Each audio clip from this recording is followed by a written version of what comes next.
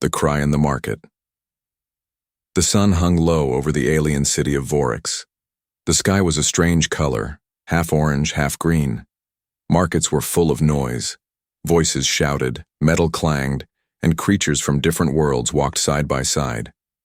A human, man named Ray, walked slowly through the market. He had just finished a long job fixing a transport shuttle. His boots were dirty and his back hurt. All he wanted now was some food. As he passed a stall selling fried bugs, he heard it. A scream. Not just any scream, but a cry full of fear and pain. "Please, somebody help. My mom won't stop shaking." Ray turned fast. The voice had come from a small child, clearly not human. She had smooth, pale skin and big glowing eyes. Her thin arms wrapped tightly around the body of a woman lying on the ground. "Please," the little girl sobbed. "She's sick. I don't know what to do." People walked by without stopping. A few glanced over and then looked away. Some whispered and moved faster. Ray stepped closer. "What's going on?" he asked. The girl looked up. Tears streaked her small face. She just fell. Her body started shaking and I can't make her stop. Ray knelt beside the woman. Her body trembled like a leaf in strong wind. Her eyes were half open, staring into nothing. He touched her forehead. It was cold. "She's not warm," Ray said, mostly to himself. The girl held her mother tighter. "Is she dying?" Ray didn't answer right away. He checked for a pulse. It was faint, but still there. "She's alive, but something's wrong. We need help." The girl looked around. "I asked the doctor in the blue tent. He said we don't have money, he won't help." Ray clenched his jaw. He had heard that before. In this part of the city, help was for those who could pay. "What's your name?" he asked gently. "Laura," she whispered. "Well, Laura," Ray said, lifting the mother in his arms. "Come with me. I know someone who might help." He stood. The mother was light, far too light. As if she hadn't eaten properly in weeks, people stared now. Some looked annoyed. Some even stepped away as Ray passed, as if the shaking woman carried a disease. Laura walked beside him, holding his coat tightly. Ray moved quickly, heading toward an old repair shed at the edge of the market. It wasn't a clinic, but it had tools, warm blankets, and, most importantly, privacy. Inside, he laid the mother down on a bench. He wrapped her in a thermal blanket and gave Laura some water. "Tell me what happened," he said. Laura sat on the floor, knees pulled up to her chest. "We were walking. She got dizzy, then she just fell. She started shaking and wouldn't wake up." Ray frowned. "Has she been sick?" Laura nodded. "Her stomach hurts all the time. She says it's nothing, but she coughs at night and sometimes she bleeds from her nose." Ray's eyes narrowed. That didn't sound like a normal illness. He pulled out a small scanner from his tool bag. It wasn't made for this, but it could still check vitals. The screen blinked red, heartbeat low, blood pressure dropping. "Damn," he muttered. Suddenly, the woman's hand moved. Just slightly. "Mom?" Laura rushed forward. The woman's lips trembled. She whispered something Ray couldn't hear. Laura leaned in. She said, "Hide." Ray stood up fast. "Hide? From who?" "I don't know," Laura cried. "She always says that when she's scared, when people in red armor walk by." Ray's heart sank. Red armor. He had seen them. Mercenaries, not law, not doctors, just cruel men who did whatever they were paid to do. Why would they be after this woman? Ray looked at the door. Someone outside was watching. He turned off the light and locked the door. "We need to move," he said in a low voice. "Now." Laura's eyes widened. "Where will we go?" "Somewhere safe." He lifted the mother again. She didn't wake. Her head rested against his shoulder like a broken doll. Laura followed close behind, holding his hand tightly. The market was loud, bright, and full of life just minutes ago. Now, it felt like a trap. Ray didn't know who the woman was. He didn't know why she was being hunted. But he knew one thing for sure. He couldn't leave her.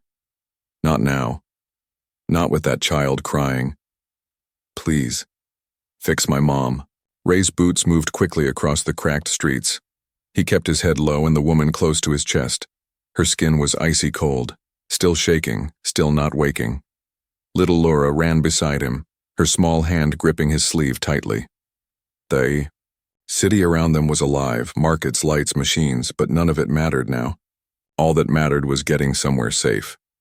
They reached Ray's small storage unit at the edge of the scrapyard. It wasn't much, just metal walls, a fold-out bed, and old tech parts scattered everywhere. But it had a lock, power, and privacy.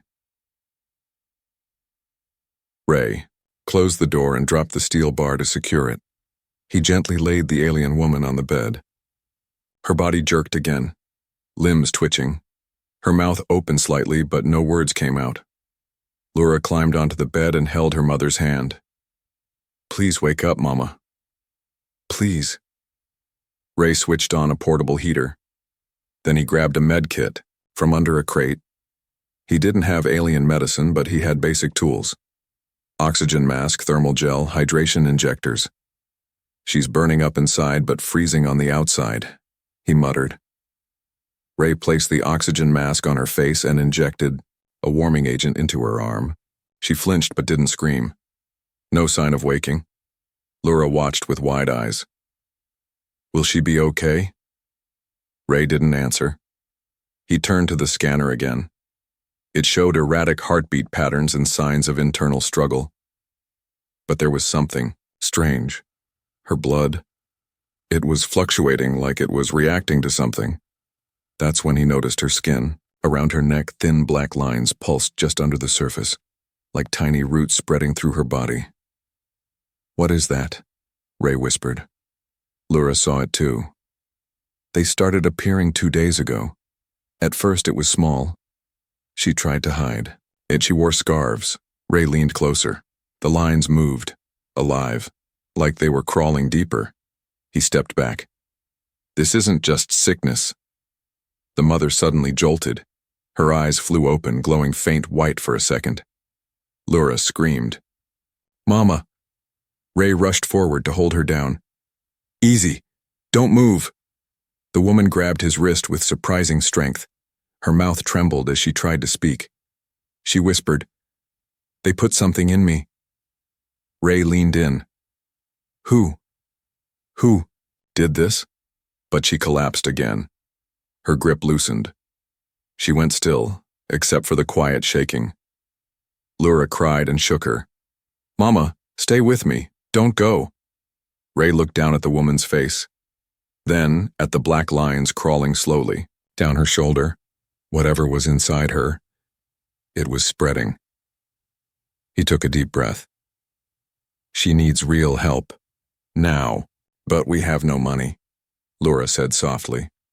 Ray looked at her. Money isn't the problem. The problem is, they might come looking. Laura blinked. Who? Whoever put that thing in her. Ray stood up. He didn't know if it was a parasite, a tracker, or some kind of poison, but it wasn't natural. And if someone planted it, they might want her dead before it's removed. He picked up a datapad and typed a code. A message went out to an old contact, Dr. Kren, an ex-military medic now hiding from the law. Ray muttered, If anyone can help, it's him. But then something made his blood freeze. A red flash blinked from the scanner by the door. Motion detected, outside. Ray rushed to the screen. A shadow moved past the scrapyard fence, humanoid, tall, wearing armor. Laura, he said quickly, get under the table. Stay quiet. She obeyed without question. Ray powered down the lights. Then he pulled out a plasma tool, meant for cutting, metal but dangerous enough in a fight. A loud knock echoed through the metal walls. Ray didn't move. Neither did Laura. Another knock. Harder. Then silence. 10 long seconds passed.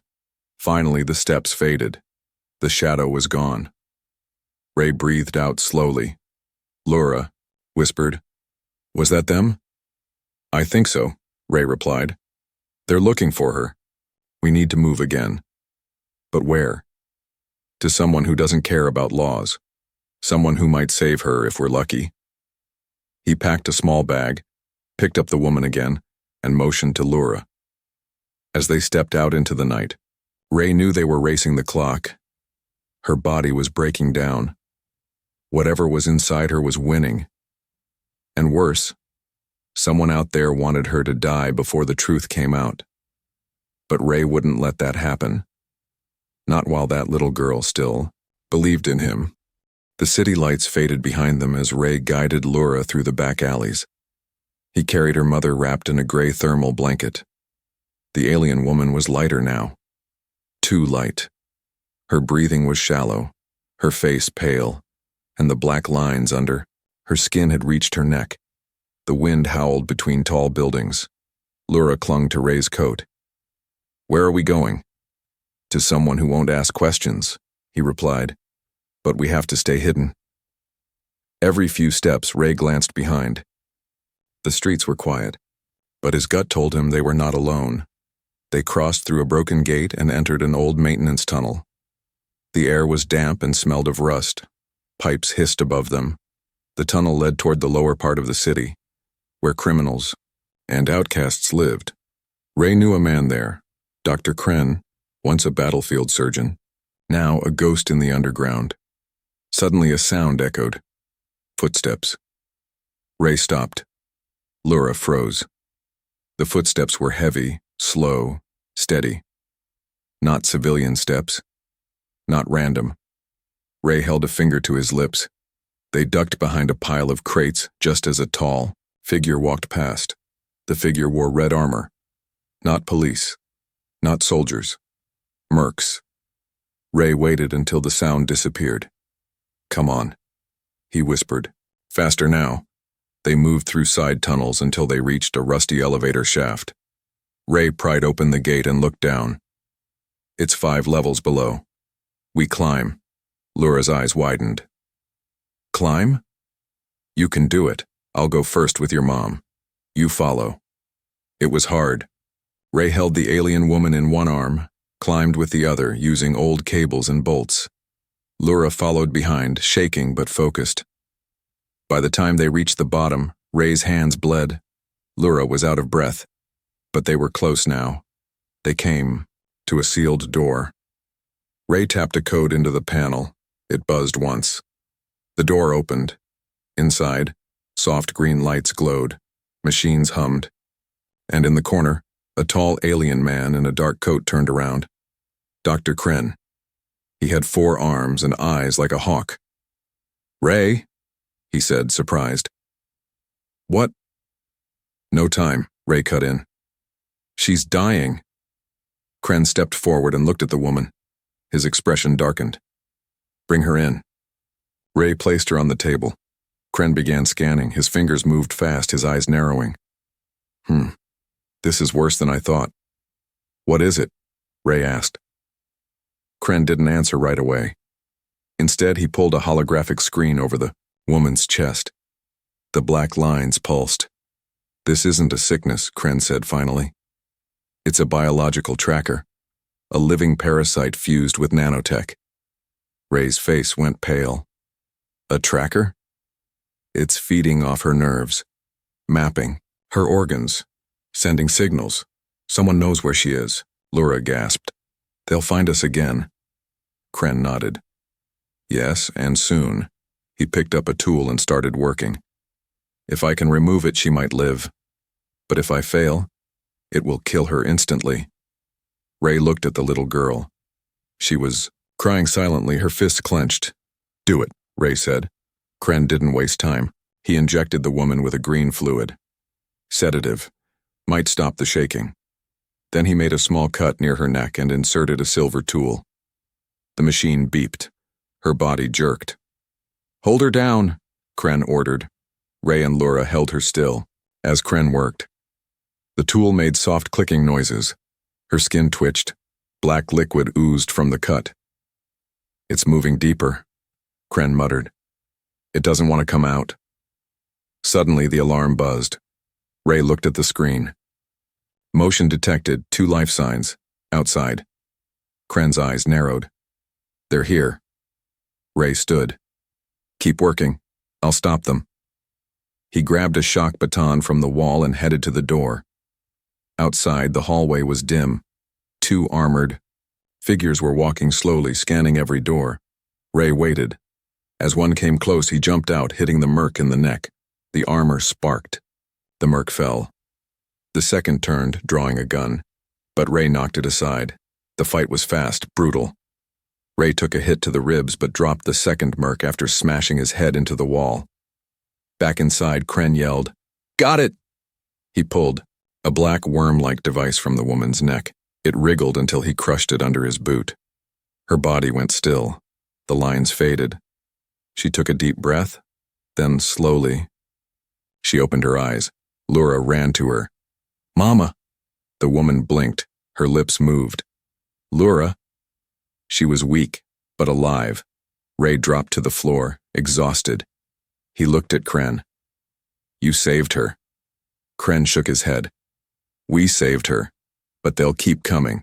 Ray nodded. "Then we'll be ready." The woman lay still on the cold table. Her breathing was steady now.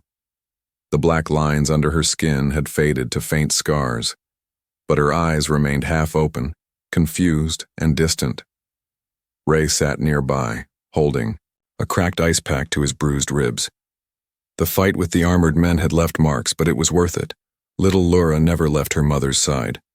She held her hand tightly, whispering stories, trying to bring her back to full awareness. Dr. Kren stood at the far end of the room, staring into a vial of blood. Ray noticed the silence.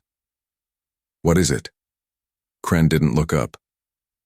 "Her blood, it's changing." Ray stood, wincing from pain. "What do you mean, changing?" Kren tapped the vial. The liquid inside shimmered, black at the bottom, glowing blue at the top. "It's not just infection or parasite residue, it's synthetic, altered." Laura looked confused. "Is that bad?" Kren turned, serious. "Very. Someone modified her blood, maybe for control, maybe for something else. It's no longer purely hers." Ray stepped closer. "Could it be military?" Kren nodded. "Possibly. Or worse. Experimentation." Ray looked at the sleeping woman. "She's someone important, isn't she?" "She was," Kren said. "Or she knew something. That kind of modification isn't cheap. It's for weapons. Or research subjects." Laura's eyes filled with fear. "They hurt her. I remember. They made her drink something. It burned her throat." Ray clenched his fists. "That wasn't a mistake. It was planned." Kren sighed. "We need to find out who did this, and why." Ray turned to Laura. "Do you know your mother's name?" She nodded. "Seren?" Kren's eyes widened. "Seren?" Ray raised an eyebrow. "You know her?" Kren looked serious now. "There was a woman named Seren once. She worked for a biotech group, the ones who were shut down by the Galactic Union for illegal gene splicing. She vanished 3 years ago after speaking out." Ray blinked. "You think this is her?" "It matches. If it is, she was a whistleblower. She ran with evidence. Evidence that could destroy the people funding those experiments." Ray stared at Seren, shocked. "So they found her. Silenced her with that parasite. And now they're still hunting her." Kren nodded. "If she remembers, she's dangerous. If they get her again, she'll vanish forever." Just then, Seren stirred. Her fingers twitched. Laura leaned in. "Mama." Seren's eyes blinked open slowly, like waking from a heavy dream. She looked at her daughter first, then at Ray. "You," she whispered. "The human." Ray moved closer. "You're safe now." She tried to sit up, but Kren gently pushed her back. "Easy. You've been through a lot." Serene's voice was hoarse. "I remember the lab, the injection." Her body shook again. Slightly this time. "They wanted me quiet. I saw what they did to the children, the tests. Her voice cracked. I tried to stop them. Ray's heart sank. You were a scientist? Seren nodded weakly. But not like them. They were building weapons. Inside people. Trying to make soldiers who obey with just a signal. Kren added quietly. And you stole the data? Seren didn't speak, but her eyes said yes.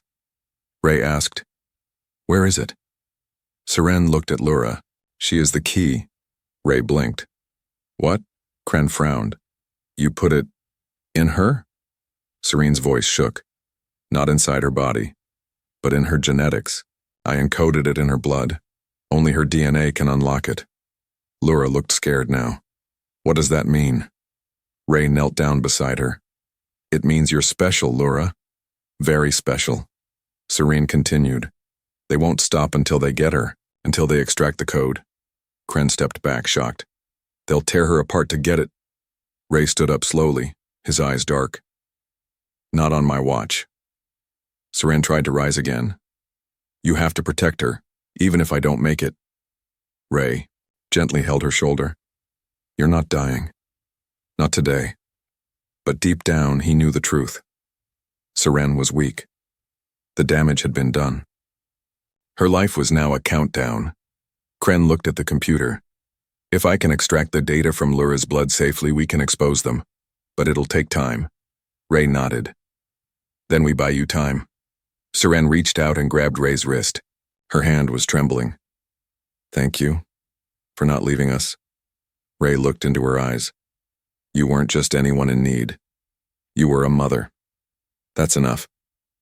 Kren began preparing the machine for the data extraction. Ray looked at Lura. Stick close to your mom. No matter what happens, I've got your back. Lura nodded bravely. Outside, thunder rolled across the metal rooftops. They didn't know it yet, but eyes were already watching, and enemies were closing in. Ray stood by the door holding the plasma cutter tight in his hands. His eyes scanned the tunnel beyond the lab, alert and ready. The deeper truth had shaken him. Lura's DNA carried stolen data that could bring down powerful people. And her, Mother Seren, was dying. Inside the lab, Dr. Kren worked fast. He connected a fine needle to a scanner and gently slid it into Lura's arm. It won't hurt, he said softly. Just a little pinch. Lura flinched but didn't cry. She looked at her mother, who lay weak and pale on the table. I'm not scared, she whispered. Just fix her, please. Kren gave a small nod.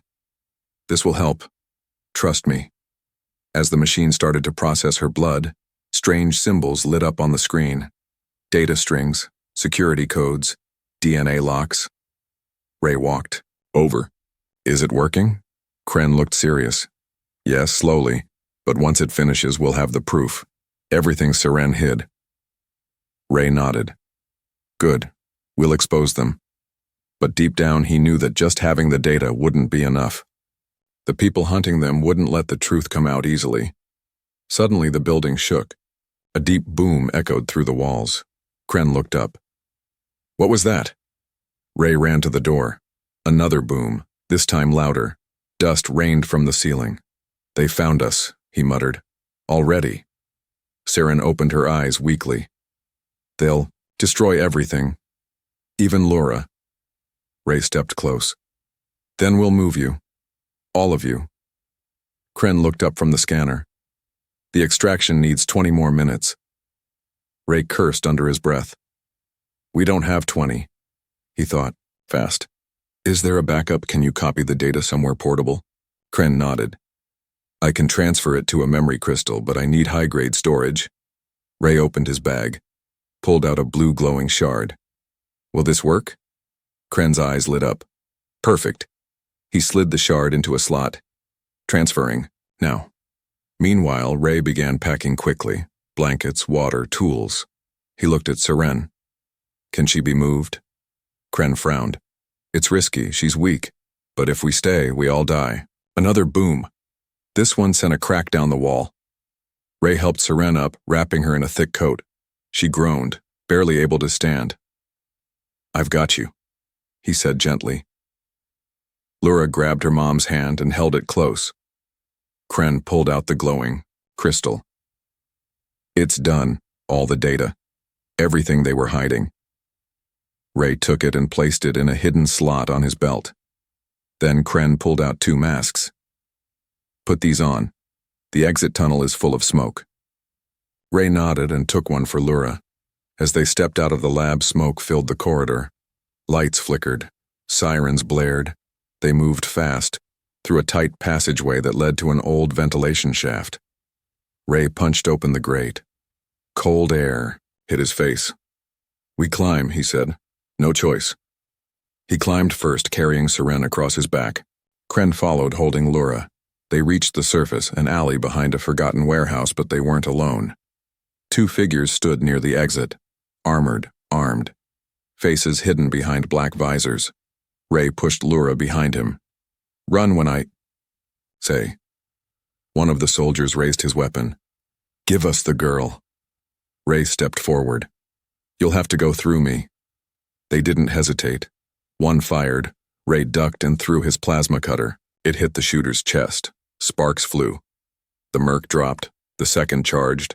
Ray met him head-on, tackling him to the ground. They rolled, fists flying, weapons clashing.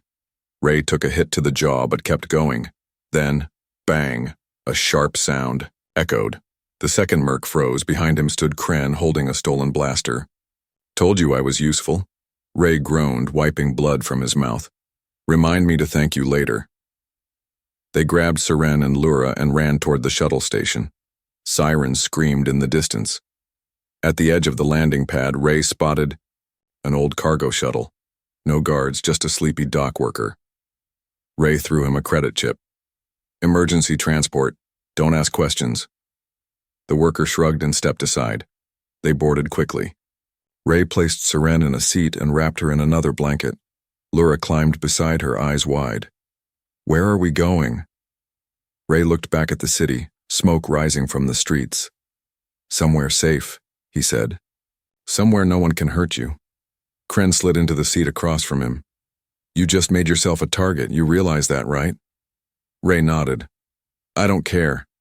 I'll break every rule if that's what it takes." He looked at Lura, then at Seren. "They're worth it." The shuttle broke through the clouds as the city lights vanished behind them. The sky turned darker, the stars above cold and silent.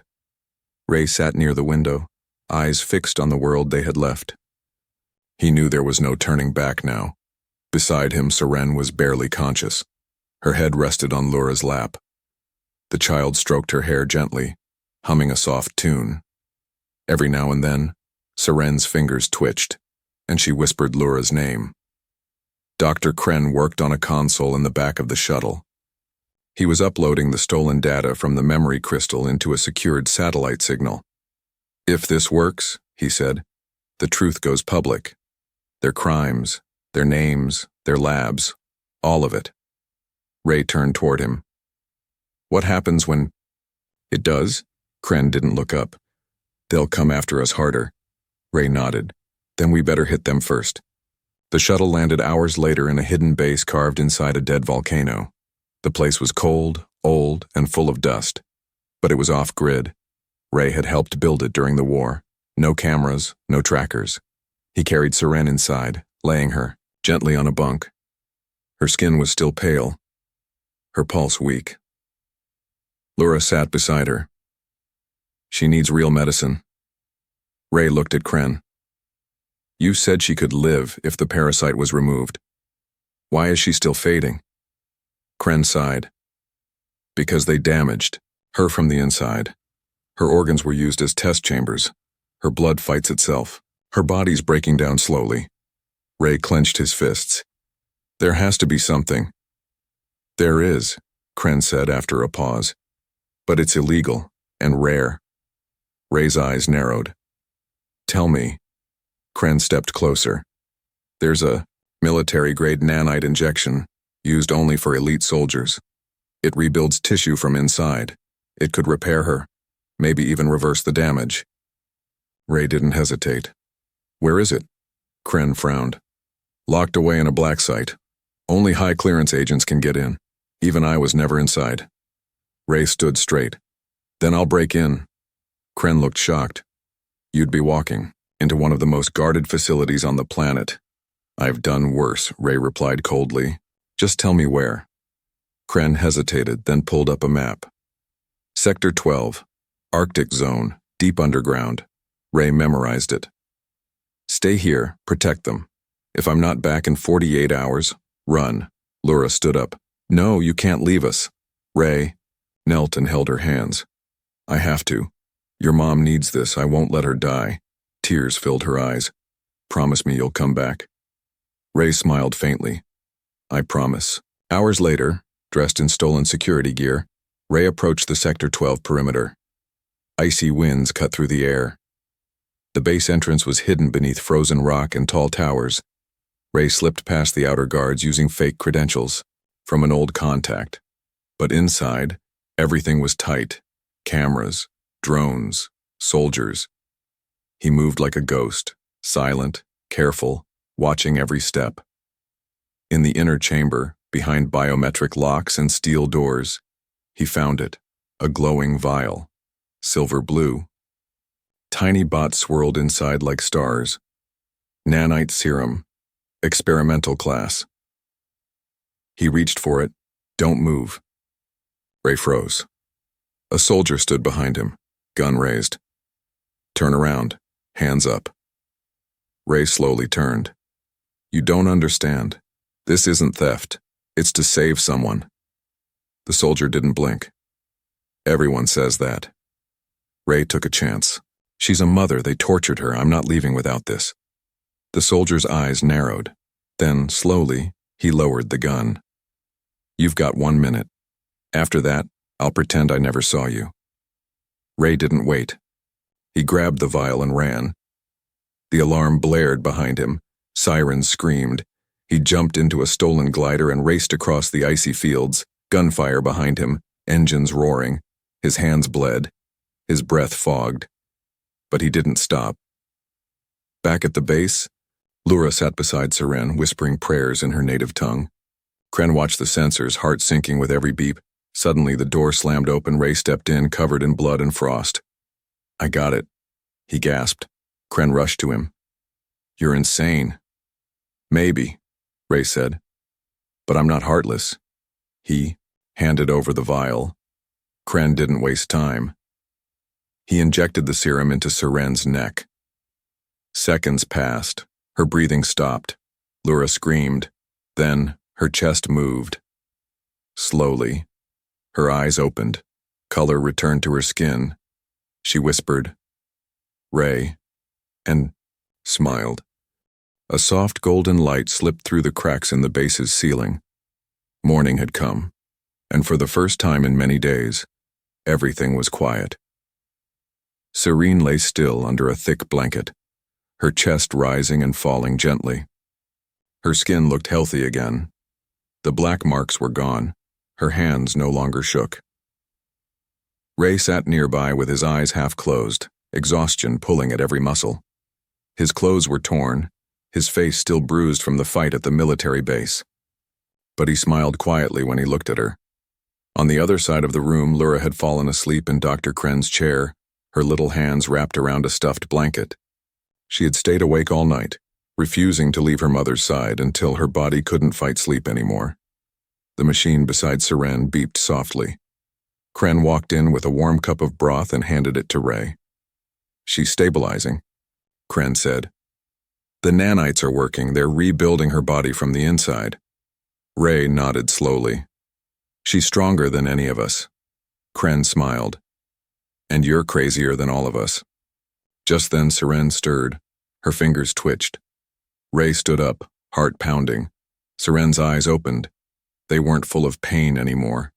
They were calm, bright, alive. Her gaze moved slowly, first to Ray, then to the sleeping figure of her daughter. A tear slid down her cheek. I survived, she whispered. Ray stepped closer. You did. Seren tried to sit up.